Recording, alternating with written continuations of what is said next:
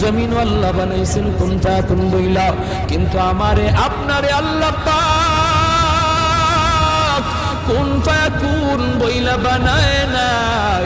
আমাকে আপনাকে যখন আল্লাহ বানাইছে, খালাকতু বিয়াদাইয়া, আল্লাহ বলে আমি আমার নিজের হাত দিয়া বান্দা বান্দিরে বানাইছি। কারণ এই চেহারার মধ্যে এত দামি কপাল, ওই কপাল দিয়া বান্দা আমার কুদরতি কদমে সেজদা দিবে। এই কপালটার এত দাম। এই কপাল কুন ফায়াকুন বললে হয় না, এই কপাল ফেরেশতাদের হাতে বানাইলেও হয় না, আমি আল্লাহ নিজের হাতে বানাইছি।